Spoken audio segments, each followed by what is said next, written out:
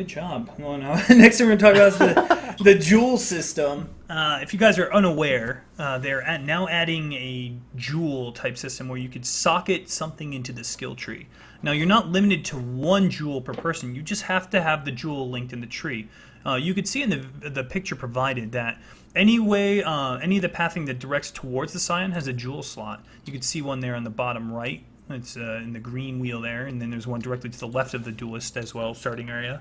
Before you continue, it's important to know that this is not all the jewels. That they're going to add a lot more. Chris said they were aiming to have more than what's on the tree now. 20 to 24 is what he said. 20 to 24 possible.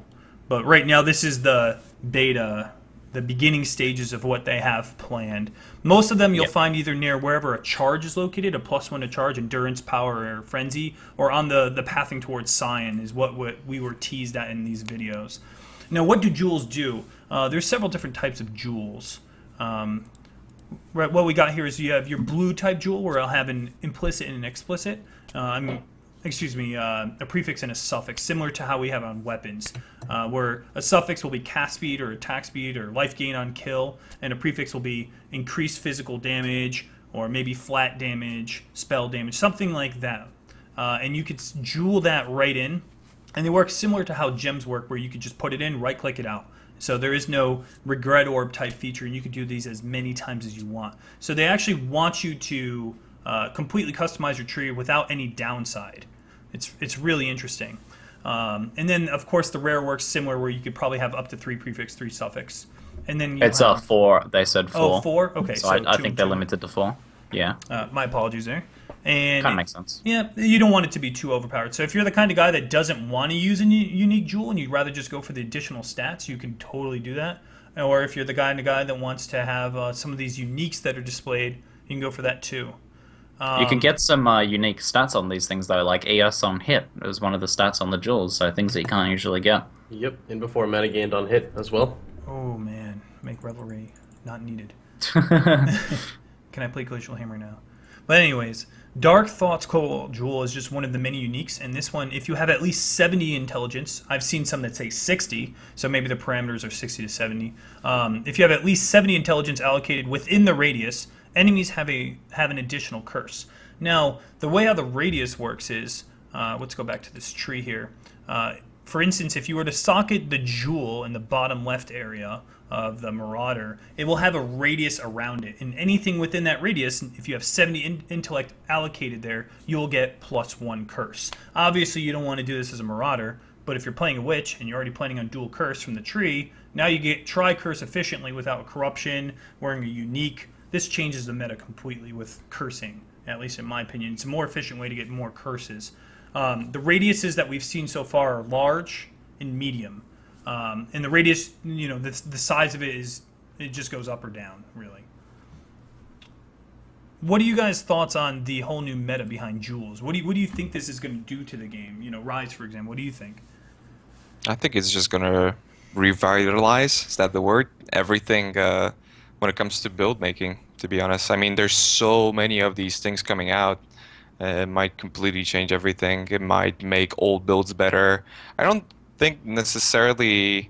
it could. I mean, it depends what they add, but for right now, the way it seems is that it's going to just improve builds, I would imagine. And as they add new things, I'm sure you're going to be able to create builds out of this, even though there's very few of these slots. You can definitely make something happen. So I find it, I mean, it's an incredible concept. When I talked to Noogie about this, well, not specifically about this, but he, before everything happened, he pointed towards jewels, like Diablo 2 style jewels, and I really like that idea, but obviously the inventory thing is a problem. But maybe, like, this is also cool because, for instance, if you take snapshotting was kind of, none of us like it. But some people like to, you know, for specific fights, change their stuff a little bit around, you know, equip a flask or something like that. Yeah, fine-tune for bosses. Yeah, exactly. Yeah.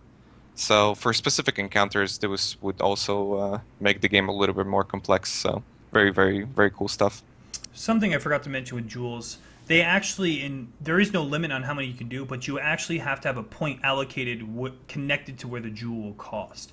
So, you know, it's not like you just throw the jewel in the tree and you get the benefit. It actually has to be connected to your pathing. This is not a charm system. Not exactly. So this might enhance the way how we play Scion. Scion, you know, she's been not so popular, but now that Scion's near so many jewel locations, is this a direct buff to her? Absolutely. There's a jewel currently, the Intuitive Leap gem, or jewel, excuse me. The radius is medium, so it's a little bit smaller. But what it does is passives in this radius can be allocated without being connected to your tree. Let's talk about Intuitive Leap, right? So the idea is people like straight away jump to things like, oh, you'll be able to get Mortal Conviction without getting Blood Magic, and various things like that. Every location we've seen so far for Intuitive Leap, like this seems crazy, right? The ability to get a passive without having to actually route to it opens up so many things. But the locations we've seen over the tree for this is that Intuitive Leap just seems like at most a minor efficiency boost in some specific scenarios.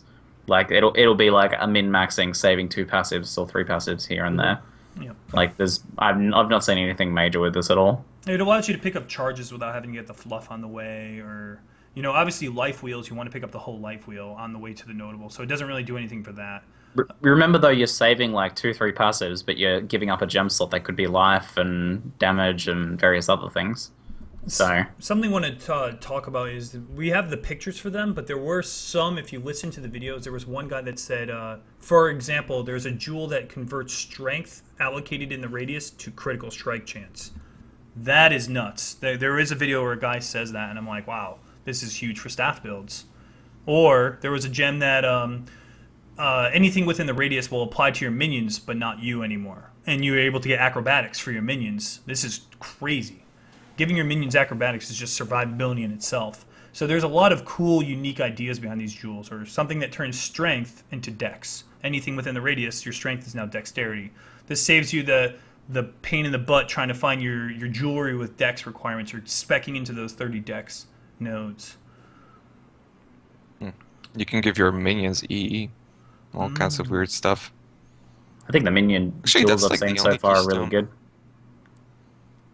Is EE the only keystone available for something like this? I think so. When I'm looking at the skill tree, I don't see anything else. We honestly don't know. We don't know what the tree has, and they gave us just an overview of how more to be added. Obviously, as I was saying with Intuitive Leap, from what we've seen so far, Intuitive Leap is only a minor efficiency boost. Of course, they could add things, but I doubt they're going to add a jewel socket next to in Mortal Conviction. I don't think they'd do that. I don't think they'd do that. But yeah, at the moment, of course, things could change. We're just talking what we know at the moment. And yeah, you could get EE, which is terrible, you know, because everything has hatred. So why would you want to make everything? You want EE. You don't want your minions to have EE. Well, the best one I saw was like the Marauder area that was like a bunch of life nodes and a huge amount of resistances. I was like, that section for a summoner would be you so don't good. even have to use freaking Period Elements anymore or any of that crap. Yeah. Right. I have to explain myself. When I said add EE to summons, you wouldn't be using the summons for something like that. For instance, if the golems work kind of like Clay Golem in Diablo, their survivability is high enough to not worry about the defensive stats, so you wouldn't have to get invested into them, while you could have them running, and for instance, we don't know how the golems work. Maybe getting more fire damage gives them more life or something like that on the skill tree, so every class can run a fire golem, and then your build is like doing the opposite of it or whatever. I'm not quite sure. I see what you're saying. You're playing an arc stuff. You're playing an arc, or your Chaos Golem has added fire attached to it. He does an AoE move. Now you get bonus damage. It makes sense. Yeah. It makes sense. Yeah, I think we'll see quite a bit of potential for utility with things like this for, you know, off summoner classes, like Raiz was saying, for sure. I think Volpact on minions is going to be absurd. Oh yeah. Reckon? Yeah, well, yeah, your summons endgame do absolutely ridiculous damage, especially now, since we're able to get even more damage for our minions because of the new jewels. It's going to be absurd. Was that within one of the AoEs? I don't remember being there, because I thought they moved Volpact. I think Volpact's right by Duelist. Yeah, they moved to where Volpact was. They put a jewel slot and they moved Volpact down further. Then yeah, if it should be in the radius. If it's the blue one, then it is right inside the radius. Yeah. Yep. What other ones? The Conduit. Conduit's a cool idea, but Conduit only works for players. So even if you give your minions Conduit, you're the only one getting the charges. Your minions won't be getting the charges too. I wish Conduit worked for minions, but it doesn't. It's an interesting idea, but fails in execution. But jewels completely, I mean, we really just need to see the 20 unique jewels. I'm hoping they're not too expensive. Really, that's what it comes down to. And, like, for instance, Army of Bones here, +2 to maximum skeleton, skeletal duration. You got this new bow. I'm really hoping they release a new type of summon skeleton. Like, that's what I'm banking on. I'm really hoping they do it, because there's a lot of skill gems that we haven't seen yet. And, I don't know. I think this is one of the most interesting ways to completely change up your tree. Yeah, this is crazy. So this to me is like a combination of the Jewel and Charm system from D2 with Path of Exile's spin on it, putting it in the passive tree so that it requires some passive investment as well. It's like an insane extra layer of customization because Path of Exile wasn't customizable enough. But something I'm curious about your guys' thoughts on. They mentioned that like, how do you guys think we'll obtain gems? Like, it seems obvious that they would be regular drops as well, but they said we start the game with some. That's what I remember hearing. Act 2. Act 2 normal they start to drop. Okay, but you also start off with some, so I guess that you can get one if you get to one of the jewel sockets early. You can chuck it in there. I find it weird that they give you one to start with. Like, apparently that'll be like when you start the beach with some scrolls. You get your weapon and gem, and that's, you know, you start off with the jewels as well. I hope we get them from quest rewards. Honestly, there's so many quest rewards that are just fluff rares and like, oh cool, another wand that's gonna roll bad. You know, now we can get jewels that roll bad. I want to say starting with a jewel is more geared towards newer players, so it helps them kind of figure out where they want to go. Because Maybe, it is very, you know, when you pull up the skill tree for the first time, you're just like, well. So I think maybe that's the purpose of it, is just to guide them in the direction of where they want to go. Maybe. That's pretty cool. Yeah, maybe that's create a good point. like a basic starter build. That's a pretty coal idea actually. Like, for instance, when I started off, I wanted to play, you know, I avoided life nodes because I wanted to play ES build character because I watched Crip play ES characters. So I'm like, okay, I'm just going to avoid all life nodes. This kind of forces you towards, well, not forces you, but gives you an idea where you're heading and what to pick up. So I like it. Are you a Crip fanboy? Confirmed? Oh, yeah. Okay. For sure. Yeah, I like his wall behind you. Oh, man. If we get to talk about the closed beta stuff, Crip's gonna come up a lot. Trust me. Oh man. Jewels in general. I honestly think not. You know, I think the ones that use in uniques, like specific to, I don't know, maybe +1 curse ones. You know, I think it's going to save you a lot of points. Honestly, maybe you're going to use multiple of the unique jewels. We might see a lot of builds that function like that, where you just use multiple uniques. We'll see. I'm really interested to see how this works. You know, is it going to save you points? There's going to be so much theory crafting behind this. I mean, people like you, Raiz, are just going to sit down and just like really have to think of ways to make these things extremely creative and useful at the same time. So it changes everything. It changes everything. It's no more just, you know, okay, I'm playing a ranger. I need thick skin. I need acrobatics. Like, you know, it changes the cookie cutter mentality, Jules, and I like that. Gives you the power. If we could play slight devil's advocate here, do you think there would be any negative sort of outcomes for the feeling when making a build here? Because you're going to feel very inclined or pushed towards going for multiple dual slots in your passive tree, which means that you might pick routing that you might not have otherwise been happy with, especially for uniques. I mean, that's the same as keystones now, I suppose, but I don't know how you guys feel about that. The unique jewel system? I'm glad, like... Well, I just mean, like, that this might shoehorn you into taking certain routing on the tree even more so than what's currently already on the tree with keystones. It's like, imagine if they added a bunch of extra keystones that every build wants, then builds will start to look pretty similar, even more so. Like, do you think there's any potential negative outcomes to build diversity here? So, judging based off as of right now, where all the jewels are located, they're in very... prominent spots, so they're not like in a weird location where everyone would go. So the spot they're at already, I think, is where pretty much everyone already goes. Like, if you're traveling on the outside, you're going to get the Marauder one. If you're going to Templar, pretty much everyone connects through there to get the LE damage.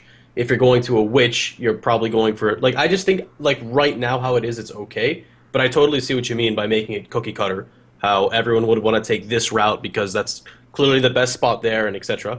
But I think right now it's okay. I mean, you think of a Witch caster build, almost every Witch caster build. Crit's a really popular caster meta, unless you're playing like Incinerate. You're always near that power charge. You're always near the witch power charge, so Yeah. that's a free jewel slot right there. Or at least one, there's a lot of builds that path towards the Scion. Almost everyone goes towards the Scion wheel, the Scion life wheel. That's another 2 or 3 jewel sockets along the way. I think really jewels are going to be probably better for the Scion than other classes just because she has the most pathing towards these. If you really want to play a jewel type spec, she has probably the most readily available way to do so. It's really, we're just going to have to play it to understand it more. Yeah, that's it. I think overall it's going to be like an immensely positive thing. I think this system is freaking amazing, but I wanted to play sort of devil's advocate here, thinking about whether this will maybe have some negative impacts on the way builds feel. Overall, though, like even if that is the case, the customization gems will offer will probably outweigh that negative. Jewels, not gems. Jewels, goddammit. Did they say if you can have multiple of the same jewel?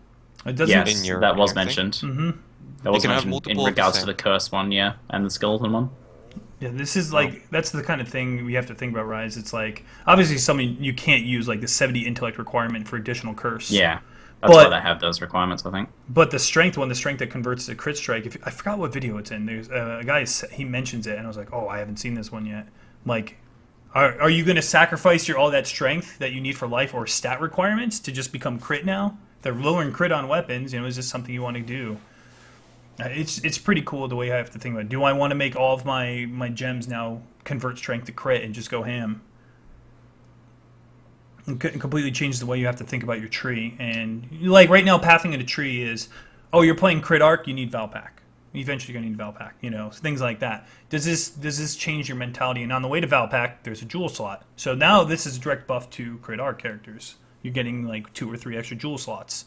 Maximize that instead of just spending strength node, dex node, strength node, strength node. Okay, I finally have Valpak. Now you have an extra notable that you have control over on the way to it. So getting Valpak doesn't feel as crappy as it once did. That's how I feel, at least. Going down to mind over matter.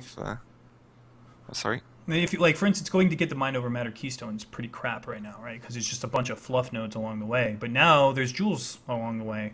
Is this a buff to mind over matter? We don't know. Are they nerfing cloak again? We don't know. So this is a new way to think about keystones that are in not so optimal situations. Now you get a couple jewel slots along the way. It might be worth it to pick them up now. I see what you're saying. It's a way to spruce up some boring areas of the tree, for sure. Yep.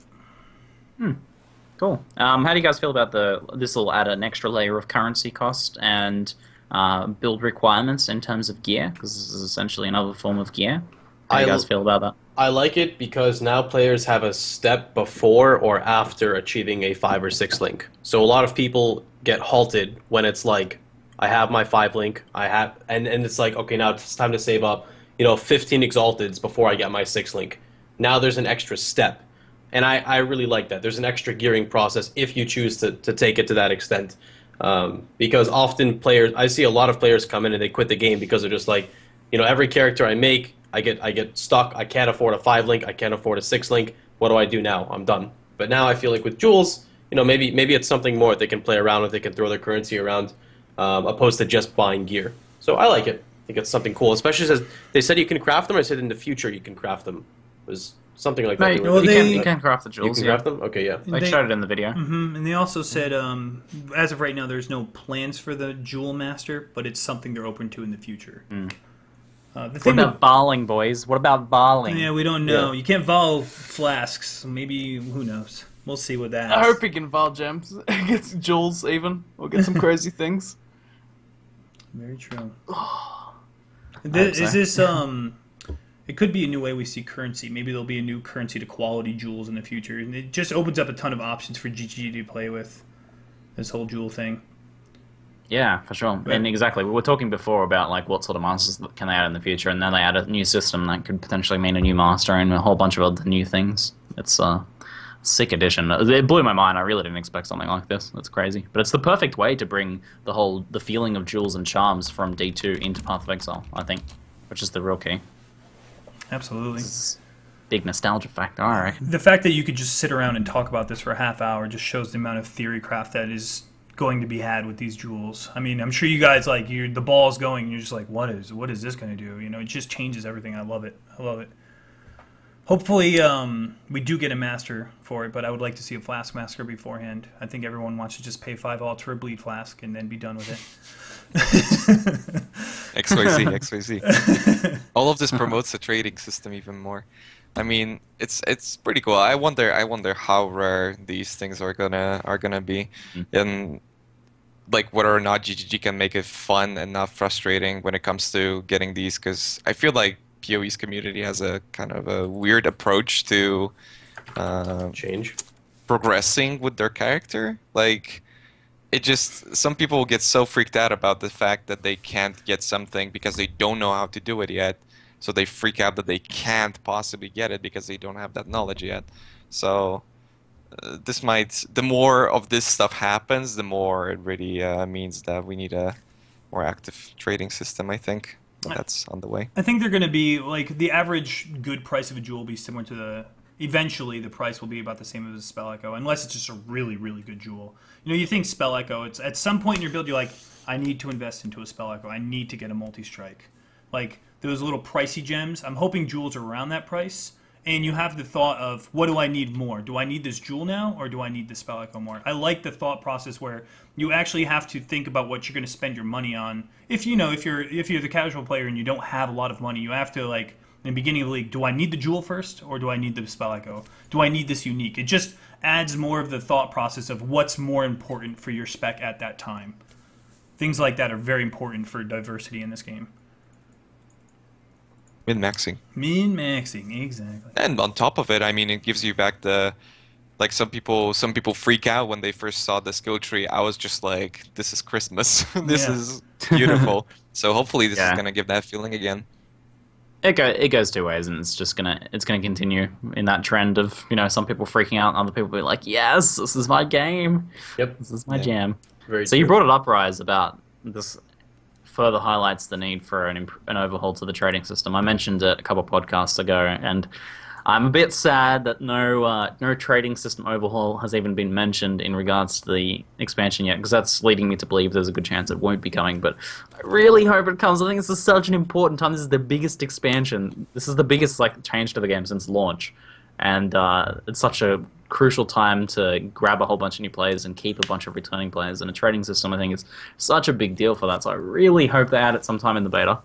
Really hope they're just holding off for now. The trade system hasn't been announced, but they said Desync is no more. I mean, come on. Yeah, I know. I mean, I feel like an asshole for like being like, just step up your quality of life game when they've announced so much awesomeness. But I just think it's so like this even makes me want it even more. All of the other nice changes they've made makes me want it even more. You entitled internet kid on a free-to-play game, Ziggy. I am completely entitled to a new trading system. It's so funny because when I was playing D3, all of this stuff was happening, and everyone in chat was like, freaking out, this is new, check this out. Everyone was just completely freaking out, and I'm here sitting, and I'm like, yeah, but, you know, D3 has, like, 2 new uniques. Well, PoE, announces this, 10 years of Wharf in one expansion compared to other games. Bosses. It's ridiculous. Honestly, you could picture the Monster Truck Sunday guy reading these 70 new uniques. 9 new bosses. It's crazy. It's just absurd. I was expecting, oh cool, 1 new boss in Comb. All right, yeah. 9, what the hell? Yeah. So let's talk about that Desync change. So Desync apparently, if I interject if I'm wrong here, any of you three, Desync now will be more dependent on your ping, and for instance, if you click a spot that's very desyncy, go through a doorway, if your character cannot go through that doorway, it won't move. And then when it can, where you would normally desync, your character would not move. And then when it can, it will actually go to that position. And the same thing is associated with lag. When your ping finally catches up, your character will move. Kind of like how StarCraft or some MOBAs function. This is huge for people who have very little ping, like Pox and I. We have 5 ping right now because we live in Dallas. It's beautiful. I was so hyped. But if you're someone, for instance, in South America, they did leave the option of the current state of the game where if you have high ping, you could still play it the way it is now. So here's what's going down. They're adding this new system called the deterministic lockstep, which basically forces complete synchronization between client and server. Now the trade-off is that there will be delay. That's kind of what Zeno was explaining there. So if you have a 200 millisecond delay, you click, then you wait 200 milliseconds, then your character moves. This is what we're seeing a lot of MOBAs and RTSs and stuff like that. Now this feels terrible at high pings. It feels unplayable when you're sitting like 400 ping or something like that. Whereas desync allows the game to be playable, you just occasionally get screwed over by desync. So that they're giving this a toggle option and a slider for like an automated switching. So if you have like if your latency changes over time, like during different times of the day, you can set a slider so that at 200 it changes to desync mode, desync mode, or it changes to lockstep it below that. So the fact they're giving us an option and a slider for this, and then essentially completely removing desync and giving the option for something where when you have low latency, lockstep mode is going to feel pretty damn good. You won't really notice the delay. Oh my god, this is such a big deal.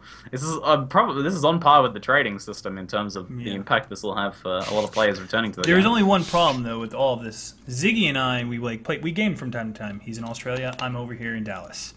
This is annoying when you know, one person has a 300 ping constantly. It becomes an issue with party play across realms. That's my only issue with all this. Is it needed? Absolutely. You know, one person might have to bite the bullet and play old desync mode, as we're calling it. But that's the only downside. If you play with a lot of people, you know, for instance, if I play with a lot of Europeans, you know, it could cause some issues there. I think that I'm still gonna play with lockstep, even if I have like a 300 or 400 ping, because potions were still delayed, and that's what keeps your character alive a lot of the times. Like even if I'm on an Australian server and I click it, I still have to wait for my pot to go off. So that's not going to change regardless of what I'm playing on. And for me, that's really important. Like if I see what's happening and I hit the pot, regardless of lockstep or not, it still has the delay time before it goes off. But I'd rather know where my character is and have it delayed than have my character be, you know, in a door 3 doors down, past a hallway in front of Brutus. So it's like it will feel worse at higher latencies to play in lockstep mode, but a lot of hardcore players are going to want that complete knowledge of where their character is and knowing that their character's never going to desync back into a room. Like that's worth the slightly shittier play experience that lockstep will give. And this is not a cure-all. You can't just magic away the internet, the problems of having information travel across the world. Like people are like, when are they going to fix internet? Like it's one evil or the other, but at least now you get to pick your poison, and you get to have that reliability if you want that reliability, even at the cost of a shittier play experience, which it will be at higher latencies. But the second thing they've announced with this is they're adding a whole bunch of extra servers to different coasts of the US and to London and potentially other places too. So latency should get lower for people, and that should mean more people can use deterministic lockstep, or if they're using a desync mode, they will desync less. When I got the Aussie servers, I desynced a hell of a lot less. That's really cool. I didn't know that. Yep. Guys, what are your takes on this? Chat? Someone asked how do you show your ping, and now everyone's trolling. I think defensively, it's exactly what Fox said. It's pretty cool. Like when it comes to speed clearing or something like that, I mean, even if there's desync, you're still doing things, except you don't see them, right? It's just like you see the mob getting damaged later, but somebody with proper ping doesn't notice you casting and then the mob not taking damage, right? It's still a consistent flow, but you overcast because to you the mob is still alive, so you want to cast more because it's delayed. And in this, it's just all going to be slower, I guess. I mean, it all runs down to how big will the numbers be. Like, will somebody like me who has about like 80 ping on average, 80, 90 ping, will it make the game really, really fluent? And while in some other games it works, I just want to see it work in PoE, you know? I'm not convinced. Like desync was never a problem to me, to be honest. Like I've just like grown used to it. So people really don't believe this. I would like to see it. You do learn to accommodate for desync, and it very rarely affects me. I've never once died to desync on a hardcore character. Sure, on softcore characters, because I tend to not worry about the things you can do to avoid desync a lot of the time. But yeah, you can do so much to mitigate desync that a lot of us have gotten used to it for sure. But it'll be nice to try the other mode in the beta, hopefully. When I'm playing at a really fast pace and my life is constantly at like I could get one shot at any moment, or I'm doing silly When you're things playing like with zero armor. yes, or if I'm doing like Palace Dominus or Flame Blast Exile and things like that. All it really takes for me is to just hit that sarcophagus, and my character didn't actually run through, and then I get shot backwards. And there's no way of knowing. Like sometimes you don't know if you're out of sync. If it's just something simple like that. Like there's a lot of things like, okay, going through a door, let me click it. All right, let me smoke mine now. Clicking a box, OOS. You know, running through here, running through a pack of mobs, a big density, a row is charging. Like, but there's some things you just don't know. Like it's just you're just like, oh, I didn't know that sarcophagus and you know that 72 map. Every time you step on it, your character goes left, right, up, down, and then you get hit by a flame blast. But I totally understand about the mitigating it. But it's the little things that'll kill you. Like when I was playing my Vil the Knight character, when I have 0% all resist, 0% everything, I made it all the way to in hardcore. I made it all the way self-found to Cruel Dominus, and I started the Cruel Dominus fight, and I stood there, and I didn't even do anything. I was just sitting there, and then 10 seconds later, my guy dropped to 50% life. I didn't even know what I did not even move. I just sat there. Dominus was just looking at me, and then 50 life, and I was just like, what even happened? So it's like little scenarios like that. It's just nice to know 100% of what's going on. It's nice to be actually like running a map and there's no mob that just looks like he's following you. You know, you get used to that one mob that's just chasing after you. Like he's not really there. He's not there, Exile. Ignore him. You know, and of course as a new player, they're like attacking him and getting frustrated. No more of that nonsense. Like please, mob, just go back through the doorway and come back to me when you got your crap together. I might actually enjoy melee with lockstep mode. Like, I think if I'm playing ranged, I'll probably keep it on desync mode if I'm playing with other people. But if I'm playing melee solo, I'll switch to lockstep mode because being able to actually click on mobs will probably be pretty enjoyable. Yeah. That's why you never play melee skills. Melee. It's one of the reasons I don't play melee, for sure. Yeah. Same here. You click on the mob, and the old Cyclone, for example, you start swinging, you're spinning to the left, but really you're spinning to the right, and everything... It's all jumbled like 5 seconds later, and like, what the hell happened? Yeah. I think it's more towards as well that when you're always ranged, the mob is always just trying to get to you. But when you're in melee, the mob is actually trying to attack, and then you're dodging around, and he's hitting, but you can't see. But when you're always ranged, their goal is to just walk to you. Yeah. Yep. Well, I think this is a step in the right direction. You know, how many times have you looked up a Path of Exile content and half the YouTube comments are, crap game, desync not fixed? Well, finally, you can put a can in it. They put half of their team to work towards fixing this. Be appreciative, and I'm going to call out Ziggy here. Just because the trade system isn't in yet, they are good guys, and they always stick to their word. Even if it takes a while, they're removing desync, man. I like this podcast. Ziggy's the bad guy this time. Yes. I love it. No more grumpy RaizQT. I know. But just imagine, right? Imagine if they removed desync and fixed trading in the same patch. Holy shit! What would people even do?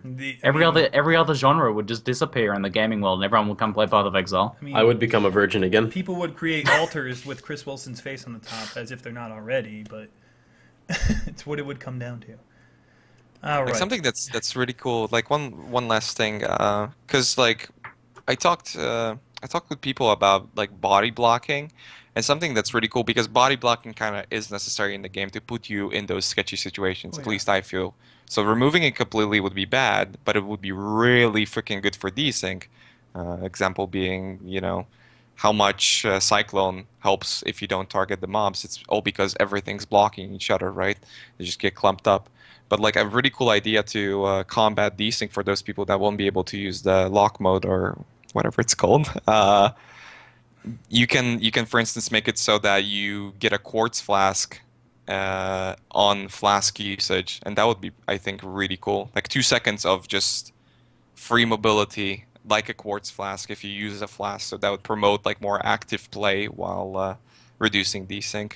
I think that's a pretty cool idea. Yeah, agreed. That's neat, actually. I didn't think about that.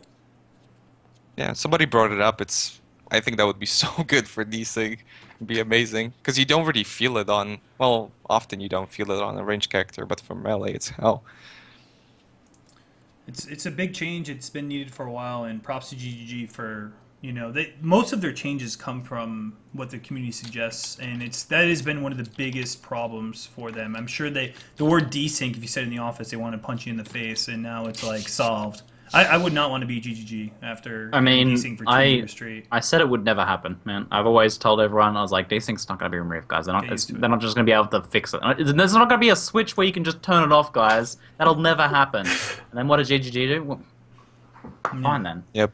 If you want to play desync, it was the same for me. Go play Ragnarok Online. That is desync. Like it was pretty bad in PoE, but there was far worse games that had it, and I'm glad they finally adjusted it. Let's move on. Let's talk about a little bit more hype. We'll go back into some hype of some things here. Maybe we should talk about something a little bit less hype first before we move back into more hype. Should we talk about the nature of the announcement and the beta, because there's been a bit of discussion on this? Yeah, go ahead. You can spearhead this one, Ziggy, because this is more your element. Sure thing. So, the Awakening was announced for a while now. They've been saying that there'll be an announcement soon. There's going to be a countdown timer. Everyone's getting very excited, and then they give the announcement. Everyone is looking at all the stuff they're announcing. They're really decent. God damn, it's all so freaking amazing. And then there's a countdown timer. Yes, super hype. 10 days. What? But then it's 10 days for a 6 to 8 week beta. So. Firstly, my thoughts are that a beta test is absolutely essential for something of this scope. Like this patch is huge. This expansion is massive. It needs beta testing. Secondly, I don't personally think they could do an open beta. I think that would be a terrible idea, because then a bunch of people are going to come and try an unfinished and unbalanced and probably buggy experience and then never return. I don't think that's a good idea. I think they can get the size they want with a closed beta. I think the real issue here was the fact that they gave a countdown timer for a beta that probably some people are not going to be able to play. I don't know. How do you guys feel about the way they announced this and the whole beta thing? Okay, so beta, I'm going to go out and say, it's a double-edged sword. GGG is investing over $1 million per new act. They've said it in the past, and it makes sense to want to do a beta and have a beta, because if you're investing that much money, you don't want it to be a flop, and there goes your investment. I can totally stand by that. But 6 to 8 weeks puts a really bad taste in the community's mouth, because there will be more people to get in the beta, and if you by chance don't get the key, you're stuck watching streams, if we're allowed to stream it, and you're stuck following the hype on Reddit and things like that, and that's where it gets a salty taste in my mouth. I think it's, the best thing about PoE is Beyond comes out, everyone's like, make a new Beyond character, we're all on the same page, we're all learning at the same time. Same thing with Bloodlines, we're always on the same page, and the beta kind of puts people on an unfair advantage, or people get to experience the hype before other ones. And I could totally understand the rage and the salt behind that. But think from a logistical business standpoint. If you're investing that much money into something, a beta kind of makes sense. I wish they might have hinted about a beta beforehand rather than 10 days beforehand. I mean, that's what bothered me the most. In fact, I was kind of pissed when I first read that.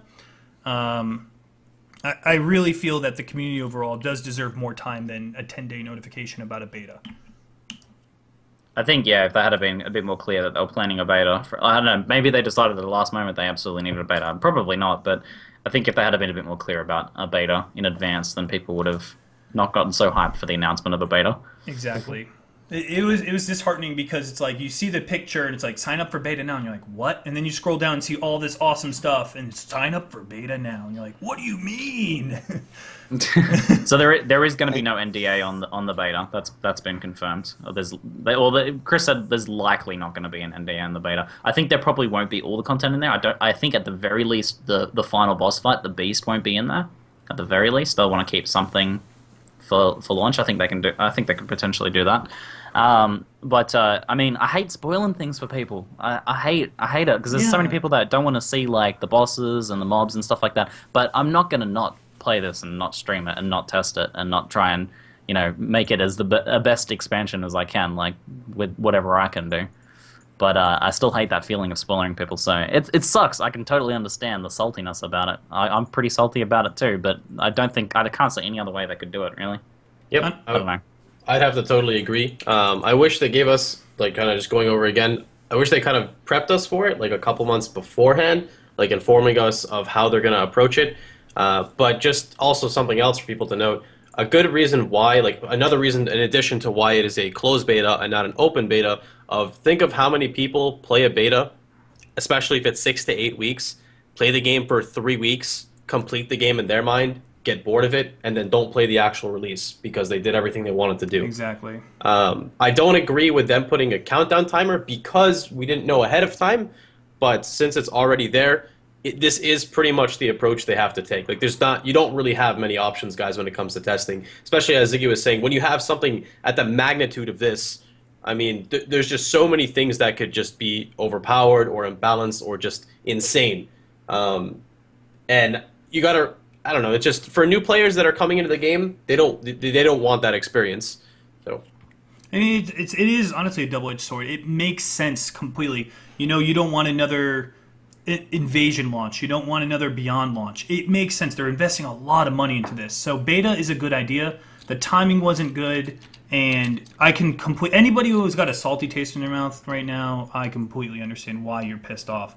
Because, all right, for instance, we're streamers. Chances of us getting a beta key, I really don't know, but it's probably going to be pretty good. We're free promotion for the company. Let's be completely real about this. Now, in addition to the promotion, there's also the force multiplier testing that a streamer can do. Like, I talked about this a bit recently. When you are like, think about all the times you miss like a chaos orb or a specific nuance of a piece of text. When you have like a couple hundred other people watching you, like, they pick up on that, and then a discussion happens about it all the time. So you get to test things on, like, you know, many times over what you can do as a solitary player.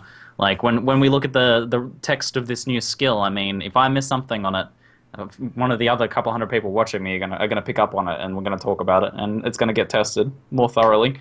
So I think there's some interesting, unique sort of testing experience that can happen out of a streamer as well, even aside from the promotional aspect. Yeah, and the unfortunate thing is, let's say we have 300 people in chat, hypothetically. We'll probably be more because it's Act 4 hype. There's nothing worse than, like, look how much fun I'm having, and you guys aren't having this fun. Like, that's where my problem is with the beta.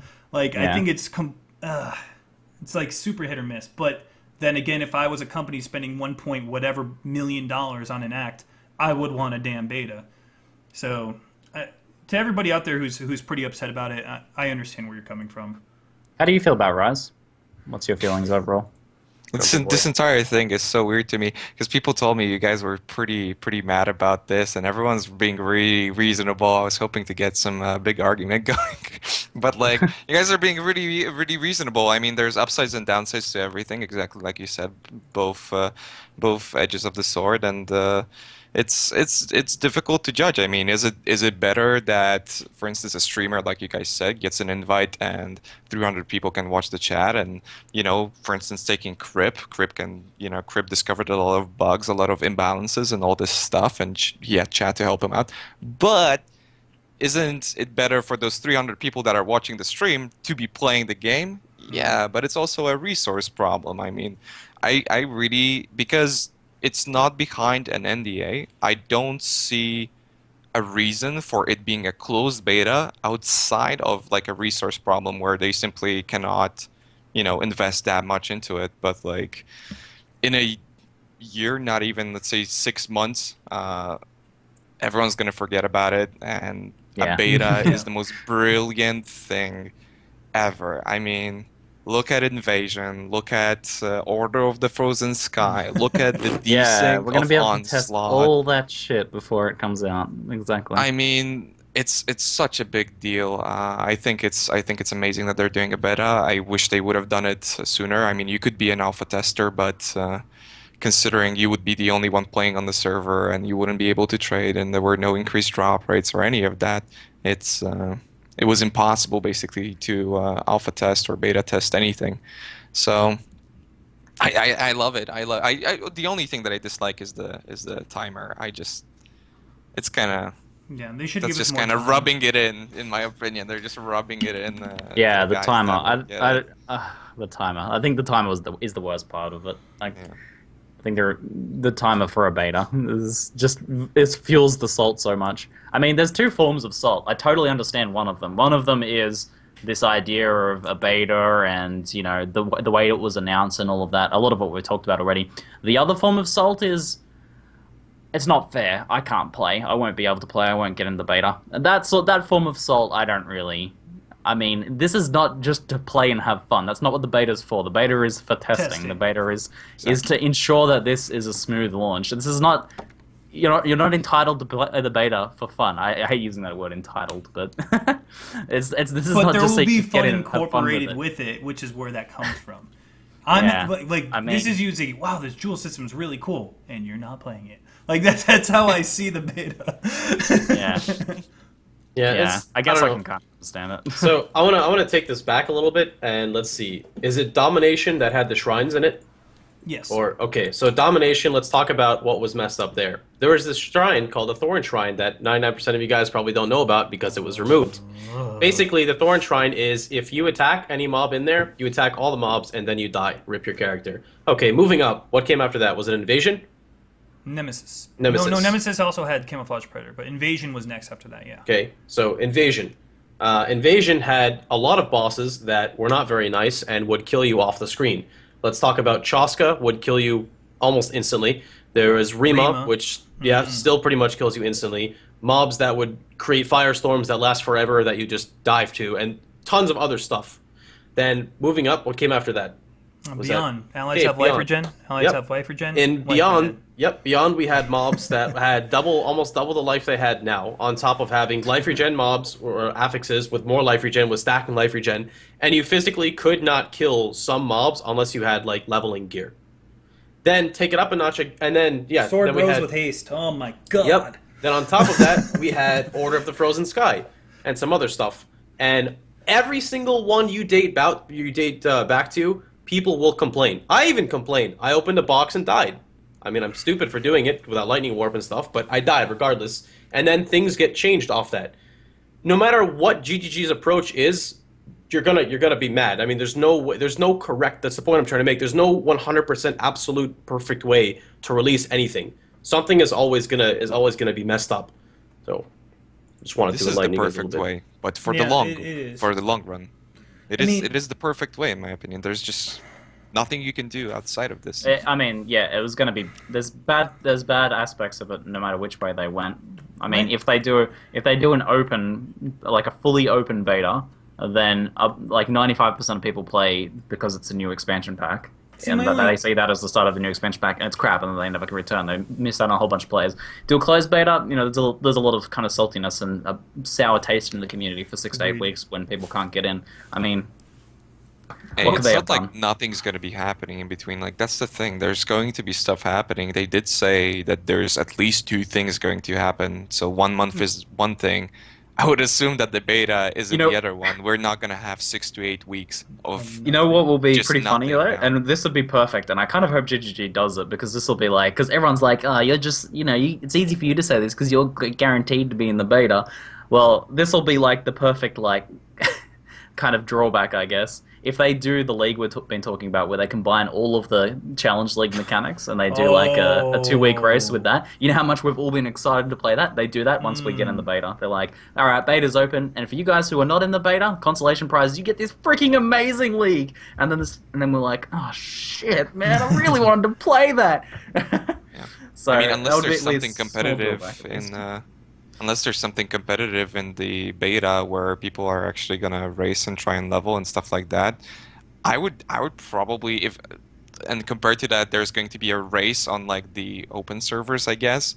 I would do the race. I won't do the beta. So I mean, that's I would probably just me, but I would mess around in the beta, but I would try the race if they did that race. I'd totally play it. But I would still mess around in the beta just to be like, oh, that's cool, just to learn just the basic stuff, because you still want to learn. It gives you this unfair advantage. The one thing I want to say, though, about GGG, I'm definitely overly positive as a whole about that company, but one thing I want to kind of dime out, and I could be completely wrong here.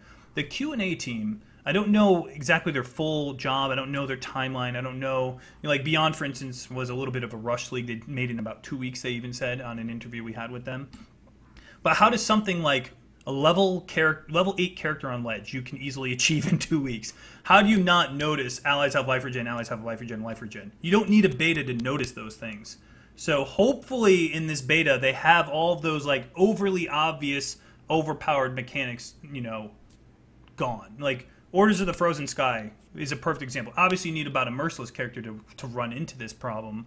But that is something that should have been caught by the QA team. And I hope with Act 4, there's so much involved that they really spent a lot of time. I know the QA team was probably swamped with looking for things like this, mechanics like this that are extremely overtuned. And I'm not saying you guys are bad, but sometimes I'm like, how does this slip through the cracks? This is so obvious. But that's my only thing. I think you get, when you're working on something, you get tunnel vision. Like when you write a text document, you'll read it multiple times and you'll miss the spelling mistakes. But when someone else sees it, straight away they see the error. I think that happens, and it's probably a pretty small team as well for QA for GGG. I mean, that might be what happened with Bloodlines, to be honest, because like it seems like GGG at some point has changed their ways. Like the challenge leagues, so to say, were supposed to be somewhat of a test for the core game. Now they're kind of the core game, but they still do very little balancing during the league, which is kind of weird. They used to do more, but now they kind of do things that instantly kill you, and that's it. Like P-Link, Necrovigil, all this feedback that they got, they really didn't respond to it. They didn't balance it. They didn't say anything at all. So maybe this was another thing that makes us realize that a beta really is more and more necessary for stuff like this. But might be just coincidence. I don't know. Well, I think that's all I really got to say about the beta. I know we understand the saltiness. We can